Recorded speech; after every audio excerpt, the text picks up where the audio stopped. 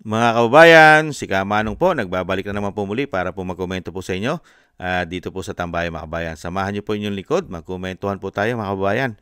Magandang umaga po muna sa inyo, tanghali, hapon, gabi at madaling araw po sa atin lahat.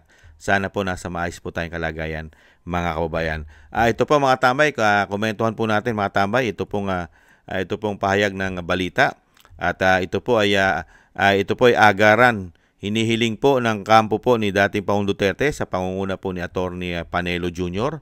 ay ang agarang pagpapauwi po sa dating Pangulong Duterte. At ito po ginawa po urgent motion po ang kanila pong hiling sa Korte Suprema. Totoo naman po yun mga tambay. Dahil po alam naman po natin na pinulitika po, grabing pamumulitika ang ginawa kay dating Pangulong Duterte. Lalong-lalo pa ngayon. Alam na alam ng taong bayan ang grabing korupsyon. Grabing korupsyon. At meron pang bisyo na pulburon. Mga kabayan, kaya po dapat talagang pauwiin. Mga kabayan, wala po sa tamang pag-iisip pagka ikaw gumagamit ng pulburon. Hindi po ba? At napakaraming korupsyon. Pinoprotektahan mo ang iyong gobyerno at dinawit mo para po mailihis ang iyong korupsyon, di kaya? At ang iyong issue ng pulburon, dahil yan din po ang pinahayag ni dating Pangulong Duterte. Grabing korupsyon, pagiging weak, at mayroon pang karga-kargang pulburon. Totoo pala lahat. Nagkatotoo pala lahat ang sinabi ni dating Pangulong Duterte sa taong ito, mga kabayan, sa taong ito. At mismong kapatid pa nagpatotoo. Pakinggan po natin ang balita. Kayo po ay nag-file na ng urgent motion no, sa Korte Suprema para desisyon na no kasi medyo may katagalan na no. March 11 pa hinatid po si dating Pangulong Rodrigo Duterte sa dahig, and then I think a few days after naghain na po talaga ng petisyon sa Korte Suprema para makabalik. Ano po nag-udyok sa inyo na mag-file itong urgent petition? Alam naman po natin ang bagal po talaga ng hustisya po dito sa ating bansa. Ay, nako. Actually, Pat, March 12, namin final yung petition for habeas corpus.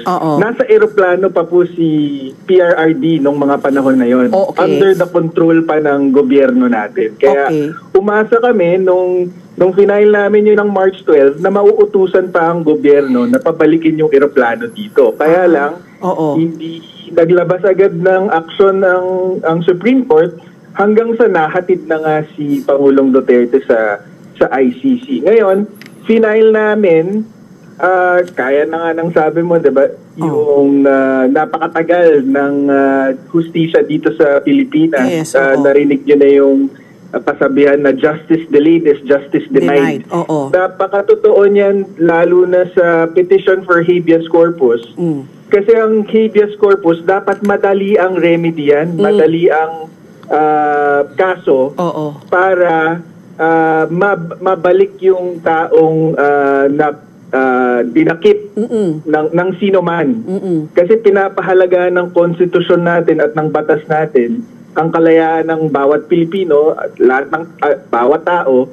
Kaya kapag nag-file ka ng habeas corpus, ang expectation yan, mabilisan. In fact, ang policy nga ng Supreme Court is kahit na mukhang walang merito yung petition on its face, mag-issue na agad ng writ of habeas corpus para i-produce yung taong hinahanap sa korte para maaral na ng korte kung legal nga ba ang pagkadakip o pagkakulong sa tao na yon. Pero sabi mo nga, March 12 pa na-file, lagpas 8 buwan na po, wala pang action yung Supreme Court. Kaya nag-file na tayo ngayon ng urgent motion.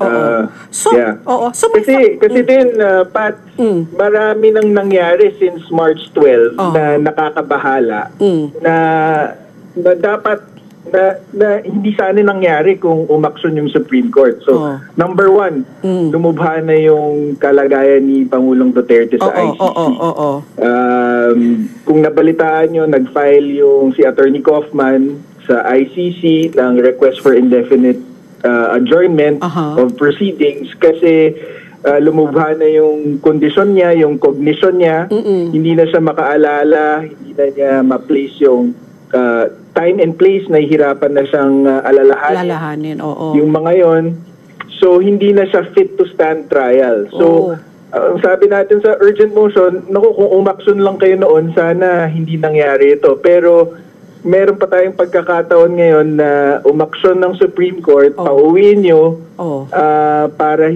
para magamot siya ng mga doktor niyang tumitingin sa kanya for so many years dito sa Pilipinas. O kaya naman, para hindi natin ma-experience yung national embarrassment na yung Pangulo nating minahal mamamatay sa foreign custody. Diba? Tapos pangalawang nangyari na hindi inaasahan, yung mga tao na responsable sa pagkatakip niya at sa paglipat sa kanya sa ICC, ginantimpalaan ng mga posisyon sa gobyerno, si Ombudsman Remulla, si naging PNP chief si General Torre, si Marcos Lacanilao na naghatid sa kanya mismo sa ICC, naging LTO chief na ngayon. So, dahil hindi rin-resolve ng Supreme Court, imbis na parusahan tong mga to, nagantimpalaan pa ng importanteng posisyon sa gobyerno. Tapos yung pangatlo, kaya din kami nag-file kasi sabi ng DOJ, meron silang opsyong ulitin ito para naman kay Senator Bato. So, dapat talaga umaksyon na yung Supreme Court, dapat i-resolve na nila yung legal issues sa mga petisyon na to para bigyang linaw yung kung illegal pa o legal ang nangyari kay Pangulong Duterte at para mapauwi na siya dito at para mapanagot na yung mga responsable dito. Grabe, no? Totoo po lahat yun. Sinabi po ni Atty. Panelo, mga tambay. Grabing bagal, ano? Grabing bagal po. Ang Korte Suprema, 8 buwan na yung petition po ng dating Pangulong Duterte. Wala pa rin po aksyon. Ganyan po, nakakalungkot. Tapos yung mga sangkot sa ginawa po kay dating Pangulong Duterte, nabigyan pa po ng reward. Nabiyayaan pa na mga napaka-importanteng posisyon sa ating gobyerno. Kaya po, nakapagtataka po, bakit nananahimik ang Korte Suprema? Di po ba? Ito yung mga urgent Urgent na dapat mong desisyonan. At hiniintay ng taong bayan yung desisyon. Tama ba ang ginawa ni General Torre? Tama ba ang ginawa ng pamahalaan? Tama ba ang ginawa ni Bonget? Na ngayon ang issue niya ay pulburon, bangag, Bonget. Kaya nga po ang bansa natin, mga tambay, dinadala tayo ng kapitan ng bansa na tinatawag na Commander-in-Chief. Dinadala po tayo saan? Sa kapahamakan, sa kahihiyan, at dinala pa tayo sa nakawan, sa korupsyon, at ibinaon pa tayo sa utang, mga kababayan. Nakakalungkot. Sana makonsensya naman po ang Korte Suprema. Makonsensya naman po ang Korte Suprema, mga kababayan. Dahil napakatagal na po, 8 months. Humihinat, nagkakasakit na. Alam naman natin na may edad na at may maraming sakit ang dating Pangulong Duterte. At walang kaso sa Pilipinas na hinihiring yan. Pinulitika lang po yan. At nakipagsabuatan pa. Sino po bang nakatutok po dyan sa ICC? Di po ba puro halos makakaliwang grupo ang mga nahandyan, umano? Nakita nyo po, nakipagsabuatan sila. Hindi kaya? Kaya dito po, mga tambay, ang panahon sana ay dumating na sila naman po ang usigin. Usigin naman po sila sa mga pinagagawa po nila kay dating Pangulo Duterte. Grabe po ang ginawa po nilang panggigipit dyan at pamumulitika. Siya yung pinagkakatiwalaan ng majority ng Pilipino. Ikumpara mo ngayon, sasabihin mo ba itong Pangulo ngayon, ikukumpara mo kay dating Pangulong Duterte? Niwala po sa kalingkingan, niwala sa kuko. Itong Pangulo ngayon, ikumpara mo kay dating Pangulong Duterte. Wala. Puro kahihiyan, pamumulitika, bisyo na pulburon ang hinahatid at binibigay po sa ating bansa. at puro po kahihiyan pa sa ibang bansa. Kinilala ang ating bansa ngayon sa buong mundo na korap na gobyerno, korap na bansa. At kinilala pa siya na presidente na gumagamit ng pulburon. Nakita niyo po ang binigay po sa ating kahihiyan ng mga demonyong yan. Kaya sana po ang Korte Suprema ay makonsensya naman po. Napakatagal na ayaw nyo pang aksyonan, ayaw nyo pang maglabas ng desisyon para po dito sa dating Pangulo. Meron po ba kayong pinoproteksyonan? O meron din po bang maleta na nakarating po sa inyo dahil may gulong ang maleta? Hindi kaya?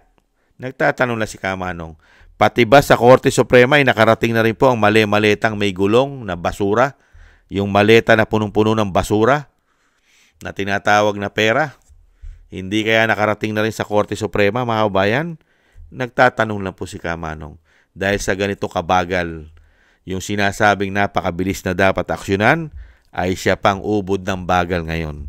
Kaya nga po, nakinabang po ang mga demonyo na mga lingkod bayan daw kuno sa ating bansa. Sila po ang nakinabang sa kawalanghiyaan nila, sa kademonyohan nila. Nabigyan pa ng mga napaka-importanteng posisyon sa ating gobyerno. At nananatili po ang ginagawa nilang mga kawalanghiyaan at kademonyohan po sa ating bansa. Yan po mga kabayan na nakakalungkot na ginagawa po nila at patuloy pa nilang ginagawa dahil muli po nilang gagawin na naman kay Senator Bato de la Rosa. Pero hanggang ngayon, wala pa ring imik ang tinatawag na may piringang batas ang Korte Suprema. Mahiya naman po kayo. Taong bayan na po ang nananawagan. Ano na? Kailan nyo pa ilalabas ang inyong desisyon? Hindi po ba? Thank you po.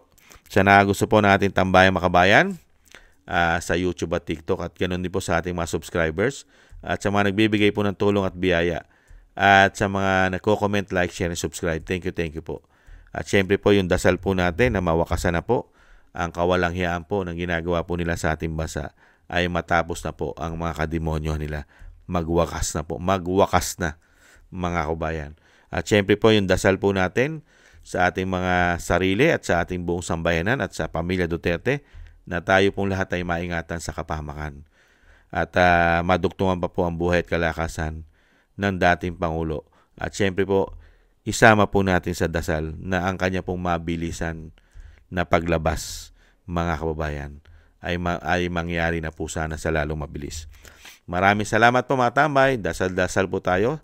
Maingatan po ang dating Pangulo at siya po'y makalabas po. Ingat po. Bye-bye.